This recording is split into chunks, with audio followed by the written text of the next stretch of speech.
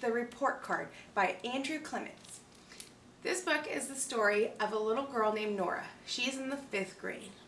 Nora has a very large secret. She is a genius. And not just any genius, a genius in hiding.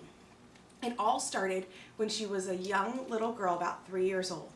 And she put together a puzzle and everyone was amazed by it.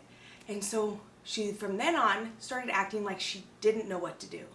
When she started kindergarten, the only way she knew how to act was to act like the other kids. That's when she met her best friend, Stephen. He was her favorite person to mimic. She loved how he would find a problem and then work through it. And if he didn't get it one day, he'd come right back to it the next day and keep working. That is how she grew and learned how to follow different kids in his class. So then they fast forward to the 5th grade. And she's noticing that all of her friends start really stressing themselves out over the grades. The grades they got on the standard test that was given at the beginning of the year. And the grades they're getting on their report cards. They're no longer having just fun in school. It's all about the grade. But Nora knows that the grade doesn't mean anything. Take her, for example. She can take these tests with her eyes closed pretty much. It's just easy for her. But that really doesn't mean that's who she is. She likes other things. She likes soccer and to have fun with her friend Stephen. So she decides to put the tests to the test. She fails all of her classes but one on her next report card. This sends the school in a frenzy, trying to figure out what they did wrong with Nora. Her parents are upset, the school is upset. They get her tested through a psychologist to see what is really going on.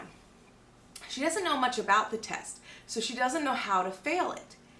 Well, she figures if she misses 2 to 3 problems every 5-6 problems, then she should be good. It turned out it didn't, and she passed with flying colors and was told that she was a genius. This put a wrench in her project. Everyone wanted to know why she was doing this. But her and her friend Stephen had another project going. They got their whole 5th grade class to fail one of the tests, just to prove that school is not about tests. The whole class fails, and Nora and Stephen are brought in, and so are their parents, and everyone's all upset. And Nora finally goes, "It doesn't matter what we get. Everyone stresses out about these tests, and it doesn't mean anything." This story is great to read to young readers, 2nd, 3rd, 4th, 5th grade. Even high schoolers need to reread it sometimes. Your grades don't make you who you are. This is something that I wish I would have had more when I was a child. Someone who struggled with taking tests, to know that my grades, they matter, but they don't matter to make me who I am.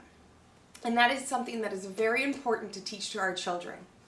The activity that I chose to do was a worksheet on actions and the motivation towards it, because every action has a reaction or a motivation to go along with it. So it has Nora and it has Stephen, and you write in some of the actions in one box and then the motivation on why they did that action in the next box, and make a nice little sheet. Because this is a book for older children that should know how to write and figure out what everything is. So that is my book report on the report card, and it is a great book to read to elementary school kids to show them that their grades do not define them. Thank you.